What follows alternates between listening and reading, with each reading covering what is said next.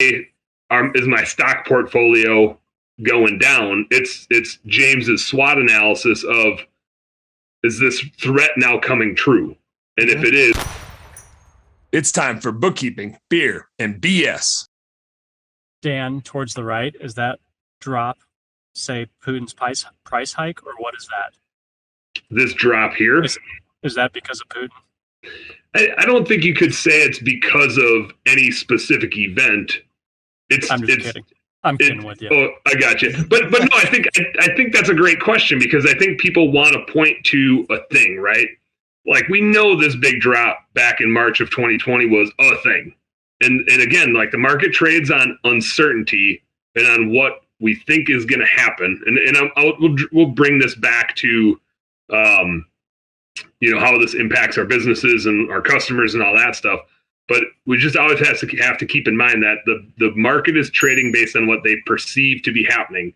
And so COVID happened, and it's like everything is worth a hell of a lot less in this world, where you can't, unless the only stocks that I imagine did well, and I'm not looking at it now, but like defense type of stuff and like a little bit of like really specific retail stuff. But obviously anything that was related to food service just got crushed. But the government bailed everybody out. And so this is the result of a big bailout, which is like a whole bunch of money into the economy. And so all the businesses, and ours included, got a whole lot of benefit. And then all of a sudden, none of us can find employees, right? And so there's this uncertainty wavering where a bunch of people left the labor market.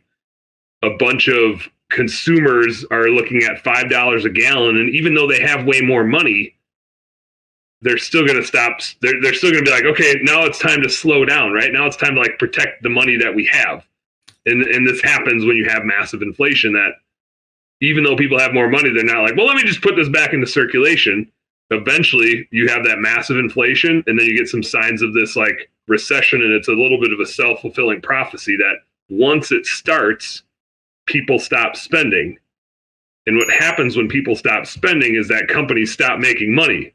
And when companies stop making money, the market drops. And when the market drops, people stop spending money, like more and more and more.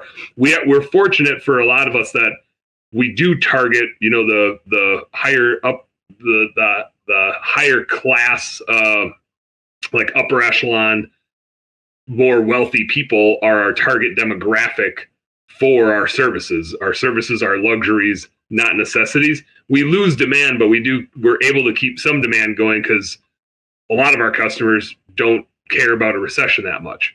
We're still going to lose a whole bunch that need to start making trade-off decisions, but we can focus our efforts. And that's one thing I want to get to I guess I'm not going to take a commercial break. I'll take a little break for Jairus to throw some commercials in, and then we'll get back to it. But a recession is a little bit of a self-fulfilling prophecy that once the market turns so much, it starts to gain momentum downward, just like it gains so much more momentum upward. But when people feel like the recession is here, they cause the recession to be here because their mindset has changed. And so what we're looking for as business owners, again, isn't, hey, is my stock portfolio going down? It's James's SWOT analysis of, is this threat now coming true? And if it is, what do we do about it? Is this the start of the recession? Do our consumers feel like this is the start of the recession? And if so, they will make sure that it is unintentionally, because if they feel like it is, they're going to stop taking trips and they're going to stop spending money on those trade-off types of things. And they're going to become more savers instead of spenders. And again, that just kind of happens in these inflationary markets like we're in.